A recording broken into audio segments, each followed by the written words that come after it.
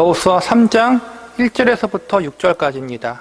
요단강 앞에서 여호수아 3장과 4장은 가나안 땅에 들어가기 위한 과정, 즉 요단강을 건너는 과정과 모습들에 대한 이야기가 기록되어 있습니다. 지금 이스라엘 백성들은 40년이라는 기나긴 광야 생활을 끝마치고 드디어 가나안 땅 입성이라는 중대한 시점에 와 있습니다. 가나안 땅에 들어가기 위해서 가장 먼저 통과해야 하는 장애물이 있는데 그것은 바로 요단강을 건너는 것입니다. 오늘날의 요단강은 폭이 아주 좁고 얇은 작은 하천처럼 보이지만 모세와 여호수아 시대에는 제법 폭이 넓고 수심이 깊은 강이었다고 합니다.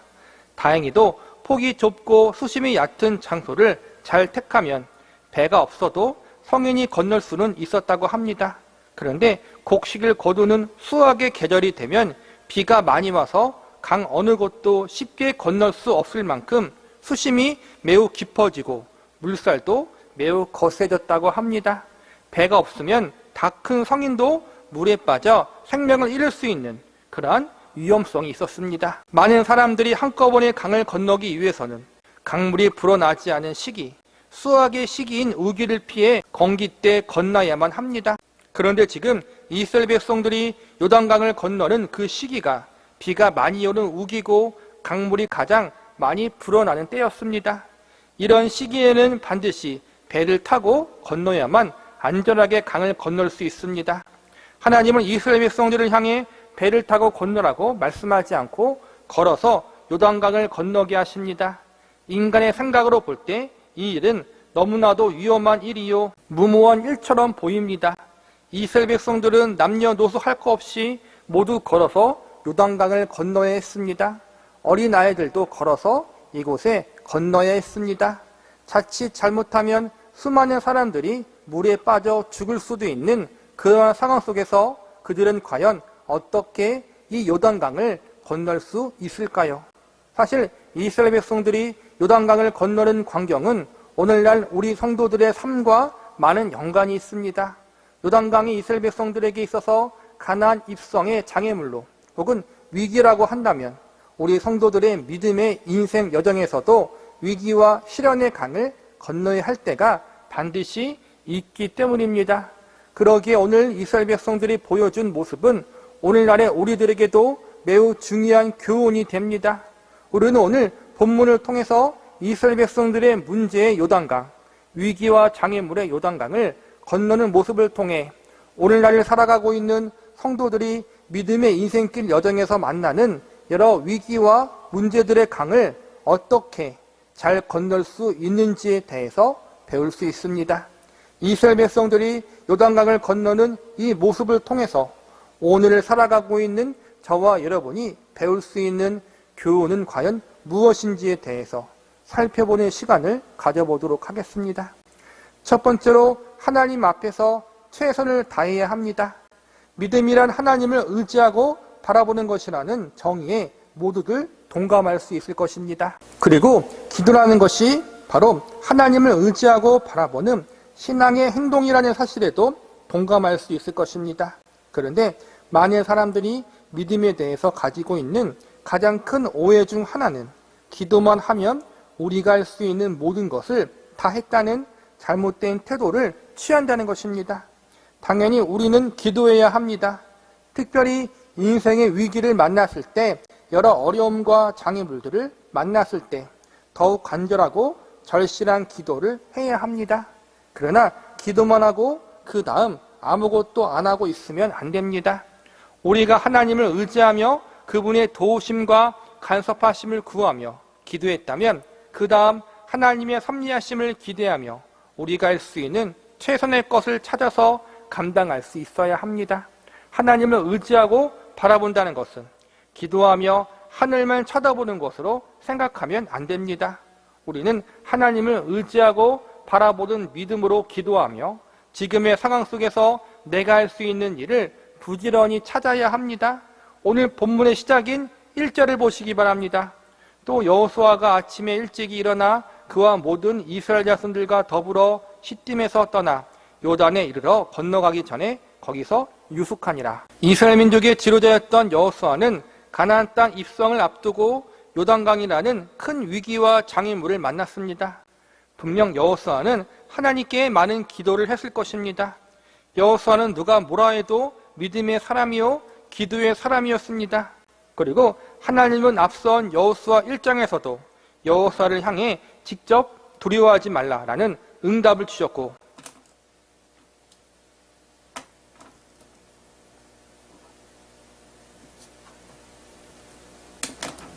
가나안 땅을 이스라엘 백성들에게 주시겠다는 약속을 하셨습니다.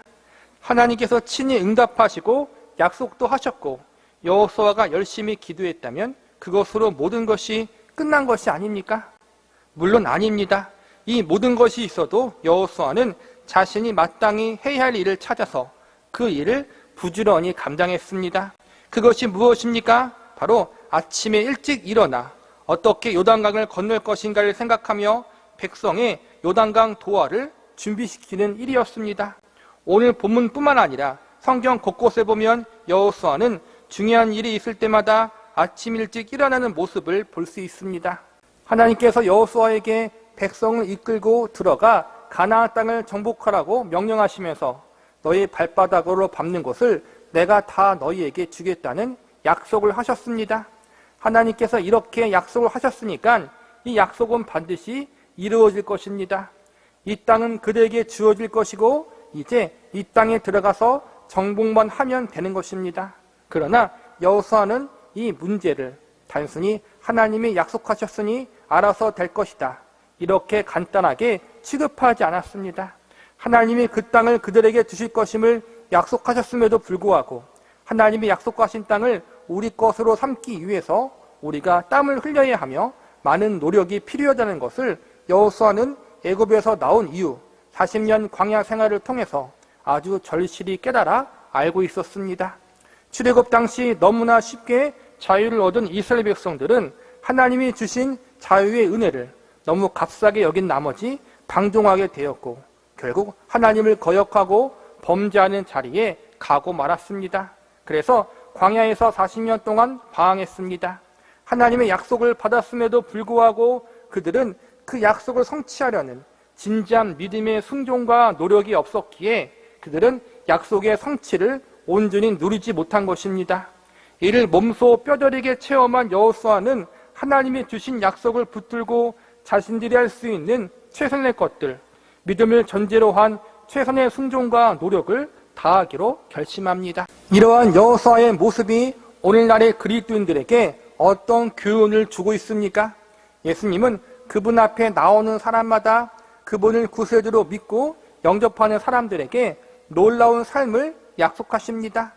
참된 안식이 있고 평안과 기쁨이 있는 삶, 풍성한 만족이 있는 삶을 약속하셨습니다. 그러나 예수님께서 약속하신 그러한 삶을 누리고 살기 위해서 우리에게는 많은 순종의 노력과 헌신, 희생과 연단이 필요합니다. 노력과 헌신이나 우리의 진심과 열정이 하나님의 약속을 성취하는 근거는 아닙니다. 내가 무엇을 잘했기 때문에 하나님이 우리에게 은혜를 주시고 복을 내려주시는 것은 아닙니다. 하나님은 우리가 하나님의 백성과 자녀이기 때문에 은혜를 주시고 복을 주시는 것입니다. 그렇다면 왜 우리가 열심을 내야 하고 최선을 다해야 하는 것입니까? 그것이 우리가 하나님이 주신 은혜와 복도를 온전히 누릴 수 있는 성숙한 존재들로 자라나고 성장하기 위해서입니다. 하나님의 백성과 자녀로서 그에 걸맞는 신분의 사람으로 세워지기 위해서입니다. 하나님은 우리에게 이것을 요구하십니다. 가만히 앉아서 누군가 떠먹여 주는 것을 받아먹는 사람은 결코 성숙할 수 없습니다. 부모가 너무 자식을 오냐오냐 키우면 자식이 버릇이 없어지고 인격적으로 성숙하지 못하는 것을 우리는 너무나도 잘 알고 있습니다. 우리가 살면서 자주 목격하는 이슈 중 하나는 재벌가의 자녀나 후손들이 사회적으로 문제를 일으키는 모습입니다.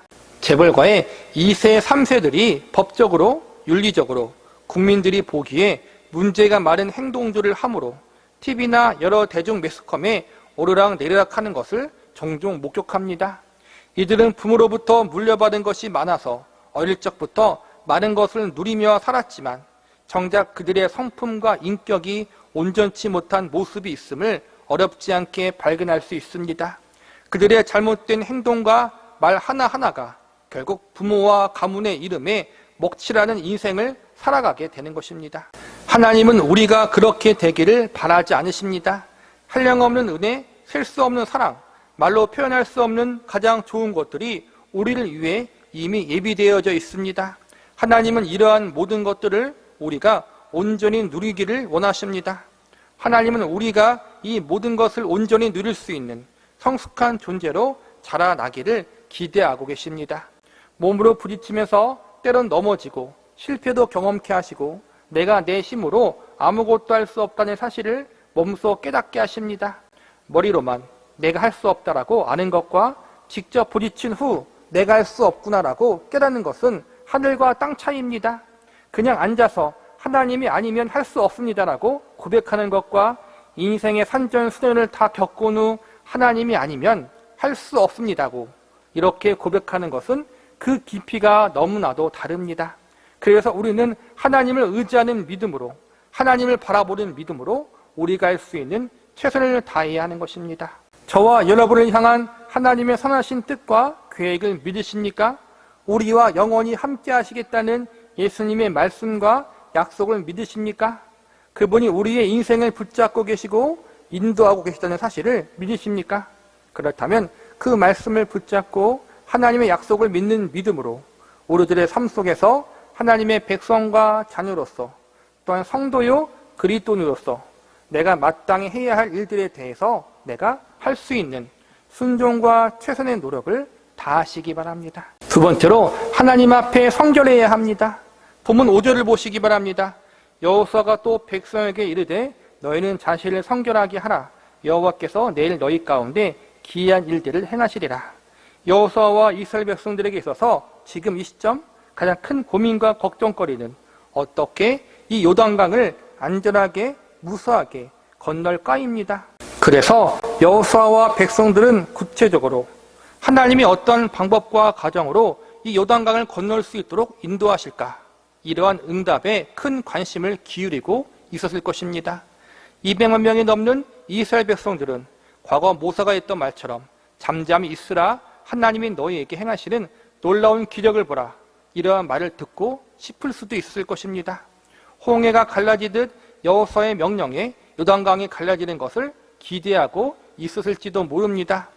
요단강 앞에 서서 온갖 걱정과 두려움, 또 다른 한편으로 들뜬 마음과 기대감을 가지고 있었을 것입니다. 그런데 그들이 기다리고 있었던 대답과는 달리 엉뚱한 하나님의 메시지가 들려옵니다. 너희는 스스로 성결케 하라. 요단강이라는 문제 앞에 선 이스라엘 백성들에게 이러한 대답은 사실 그들이 원하는 대답이 결코 아니었습니다. 오늘날을 살아가는 우리들도 그러한 대답을 원치 않을 것입니다. 당장 문제의 요단강을 건너야 하는데 당장 내가 직면해 있는 인생의 수많은 문제들을 해결해야 하는데 내 자녀의 문제, 가정의 문제, 직장의 문제, 사업의 문제, 건강의 문제, 물질의 문제가 코앞에 닥쳤는데 나에게 이 문제를 해결해 줄 정답을 주셔야 하는데 이 풀리지 않은 우리의 문제를 풀고 이 궁지에서 빠져나와야 하는 비결을 말씀해 주셔야 하는데 하나님은 내가 필요한 응답을 주지 않으십니다. 내가 듣고 싶어하는 답을 주지 않으십니다. 엉뚱하게 너는 하나님 앞에 거룩하라, 순결하라, 성결하라 이러한 응답만 주십니다. 하나님은 우리가 우리의 삶 속에 닥친 문제를 시원스럽게 해결해 주실 수 있는 정답을 가지신 분이십니다.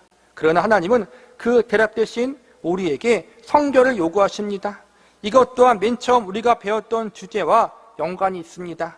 위에서 우리가 하나님을 믿는 믿음으로 우리가 할 수 있는 최선의 것을 해야 한다고 배웠습니다. 이는 우리의 성숙과 관련되어 있다고도 배웠습니다. 성결의 문제도 마찬가지입니다. 성결은 하나님이 하나님 백성에게 가장 원하시는 것 중 하나입니다. 하나님이 거룩하신 분이기 때문에 하나님은 그분의 백성들도 거룩하기를 원하십니다. 다시 말하자면 하나님 보시기에 합당한 존재, 하나님이 그분의 자녀로 부르시고 택하여 주신 그 신분에 걸맞는 존재로 성장하고 세워지기를 바라고 계시다는 것입니다. 재미있는 것은 40년 전 이스라엘 백성들이 홍해를 건널 때는 그들에게 성결을 요구하지 않으셨습니다. 그냥 잠잠히 있어라, 하나님이 행하신 일을 보라고만 말씀하셨습니다. 그런데 40년이 지난 지금에는 이스라엘 백성들에게 성결을 요구하십니다. 왜 그렇습니까? 40년 전에는 이제 막 애굽의 노예 생활에서 벗어나 하나님에 대해서 잘 알지 못했던 상태였습니다. 쉬운 말로 초신자, 영적인 어린아이와도 같은 모습이었다는 것입니다. 어린아이에게는 별다른 것을 요구하지 않습니다. 그냥 어른들을 말 잘 듣고 잘 따라오기만 해도 그것으로 족합니다. 그러나 이제는 다릅니다. 40년이라는 시간 동안 그들은 광야 훈련을 받았습니다. 40년 동안 하나님이 주신 만나를 먹었고 불기둥과 구름기둥의 인도함을 받았으며 무수한 연단과 시련들을 겪으면서 마침내 이 자리에까지 왔습니다. 40년 광야 생활을 한마디로 요약하자면 하나님의 은혜가 전부인 생활이었습니다. 40년 동안 하나님의 은혜로 살았고 지금의 이 자리에까지 올 수 있었다는 것을 이스라엘 백성들이 몸소 경험했습니다. 그러니까 이제는 영적인 어린 아이의 자리에서 머물러 있는 것이 아니라 이제 영적인 성인의 자리로 올라올 시기가 된 것입니다. 이제 음성만 부리는 어린아이가 아니라 부모의 마음에 합당한 성숙한 자녀가 되어야 하는 것입니다. 하나님의 은혜를 많이 경험한 자답게, 가나안 땅을 선물로 받은 자답게, 하나님의 주신 은혜의 선물들을 온전히 누리며 살 수 있는 존재답게 우뚝 서야 하는 것입니다. 그래서 하나님이 이스라엘 백성들에게 성결을 요구하시는 것입니다. 본문 5절을 다시 보시기 바랍니다. 여호수아가 또 백성에게 이르되 너희는 자신을 성결하게 하라. 여호와께서 내일 너희 가운데 기이한 일들을 행하시리라. 우리는 보통 이 구절을 공부하면서 성결해야 하나님께서 기적을 일으키신다고 배웁니다. 성결을 하나님의 기적의 역사를 일으키는 조건으로 보기도 합니다. 그러나 보다 성경을 깊이 공부하면 그것이 아니라는 사실을 배웁니다. 아까 언급했듯이 홍해를 건널 때에는 성결을 요구하지 않으셨습니다. 광야에서 만나를 내리시고 반석에서 물이 나게 하시는 기적을 베푸실 때에도 성결을 요구하지 않으셨습니다. 이스라엘 백성들이 성결하지 않았던 상태에 있을 때에도 하나님은 하나님의 뜻과 계획에 따라 이스라엘 백성들을 위해서 기적을 일으키시고 기이한 일들을 베푸셨습니다. 하나님이 이스라엘 백성들에게 놀라운 일들을 일으키신 것은 그들이 어떠한 조건을 만족시켰기 때문이 아니라 심지어 성결하거나 깨끗해서가 아니라 오직 그들이 하나님이 택하신 백성들이었기 때문입니다. 저와 여러분이 깨끗하고 순결해서 하나님이 우리에게 응답하시고 놀라운 역사들을 일으키시는 것이 아니라 저와 여러분이 무언가를 잘해서 하나님이 우리들의 삶을 책임지시고 인도하시는 것이 아니라 그저 우리가 예수 그리스도의 피값으로 산 자녀이기에 하나님이 우리들의 인생을 섭리하시고 놀랍도록 붙들고 계시다는 것입니다. 그렇다면 왜 성결을 요구하십니까? 그 이유는 성숙과 성장 때문입니다. 하나님이 그들을 위해서 일으키시는 기이한 일들, 놀라운 역사들이 그들의 전 인생을 붙들고 있는 하나님 아버지가 그들을 사랑하시기 때문에 행하시는 위대한 일들임을 알게 하시기 위해서입니다. 과거 40년 전 홍해바다를 건너는 사건을 통해 이스라엘 백성들은 하나님이 놀라운 하나님이시다라는 사실을 알게 되었던 사건이었습니다. 그리고 앞으로 요단강을 건너게 하시는 사건을 통해서 광야 40년 동안 그들의 인생을 인도하시고 하나님께서 가나안 땅에서도 그들의 인생을 끝까지 책임지시고 붙잡고 계시는 신실한 하나님이라는 사실을 가슴 깊이 깨닫는 시간으로 준비되어진 사건이라고 할 수 있습니다. 즉 성결하라라는 하나님의 요구에는 이제 좀 더 성숙해져라, 하나님의 마음을 보다 더 깊이 알고 하나님을 보다 더 닮아가는 성숙한 자녀들이 되어라라는 하나님의 기대가 담겨져 있는 것입니다. 오래전 전도사 시절 오늘 본문의 말씀을 설교한 적이 있습니다. 그때 설교를 하면서 하나님은 성결의 하나님이십니다. 하나님 백성들의 성결이 없이는 성결의 하나님이 함께할 수 없습니다. 이렇게 설교했습니다. 물론 틀린 말은 아닙니다. 그러나 지금 보니까 정확한 정답은 아니었습니다. 절반짜리 답이었습니다. 하나님은 우리가 성결하지 않아도 우리와 함께 하십니다. 이스라엘 민족 광야 40년 생활이 그 증거입니다. 그들은 광야 40년 생활 동안 성결한 적이 거의 없습니다. 늘 불순종과 거역으로 일관했습니다. 그러나 하나님은 그들과 함께 하셨고 위대하고 놀랍고도 기이한 일들을 그들을 위해서 행하셨습니다. 하나님이 하나님 백성들과 함께하기 위한 전제 조건은 없습니다. 유일한 전제 조건은 하나님 자신의 주권적인 선택과 그분이 내리시는 은혜뿐입니다. 예수님의 생명의 값이 우리에게 있기 때문에 내가 잘하던 못하던 더럽던 깨끗하던 쓸모가 있던 없던 하나님은 우리와 함께 하십니다. 하나님이 우리와 함께 하시고 우리들의 삶을 놀랍도록 책임지고 간섭하시는 것은 저와 여러분의 성결이나 깨끗함에 그 근거가 있는 것이 아니라 오직 예수 그리스도가 행하신 대속의 은혜에 그 근거가 있는 것입니다. 모든 것이 다 하나님의 은혜요 예수님의 은혜입니다. 그렇다면 우리는 아무것도 할 것이 없구나 이렇게 여겨서는 안 됩니다. 모든 것이 다 은혜지만 우리가 긴장을 늦추어서는 안 될 이유가 있습니다. 그 이유는 바로 우리가 깨끗한 존재, 성결한 존재, 하나님 보시기에 만족할 만한 수준에 이르기까지 하나님께서 우리를 연단하시기 때문입니다. 더럽다면 깨끗한 존재로 세워질 때까지 우리를 연단하십니다. 미성숙하다면 성숙한 존재로 세워질 때까지 우리를 연단하십니다. 이것은 참으로 감사한 일이지만 동시에 무서운 것입니다. 하나님이 우리를 가만히 놔두지 않으시겠다는 것, 그것이 은혜이면서 동시에 우리가 정신 바짝 차려야 하는 이유입니다. 아무런 조건 없이 이스라엘 백성들을 애굽의 노예 생활에서 구원해 주신 은혜의 하나님께서 그들을 성숙한 존재로 세우시기 위해서 광야에서 40년간 연단받게 만드신 하나님이라는 사실을 우리는 알고 있어야 합니다. 가나안 땅을 이스라엘 백성들에게 아무런 조건 없이 선물로 주신 사랑의 하나님께서 아이성의 작은 잘못을 가만히 놔두지 않으시고 징계하셨다는 사실을 우리는 명심하고 있어야 합니다. 말씀을 마무리하겠습니다. 결론적으로 이 모든 것을 우리는 하나님 백성과 자녀를 향한 하나님의 성숙의 기대라고 할 수 있습니다. 인생의 위기, 고난, 어려움 등은 결국 나를 하나님의 백성다운 존재, 하나님의 자녀다운 존재로 성장케 만드는 과정입니다. 내가 너를 나의 자녀와 백성으로 불렀으니 이제 그 부르심에 합당한 존재, 그 신분에 걸맞는 존재로 성장해야 한다. 이것이 바로 이스라엘 백성들과 모든 그리스도인들을 향한 하나님의 뜻임을 알아야 합니다. 하나님과 우리 그리스도인들의 관계는 단순히 기도의 응답과 기적의 역사로만 봐서는 안 됩니다.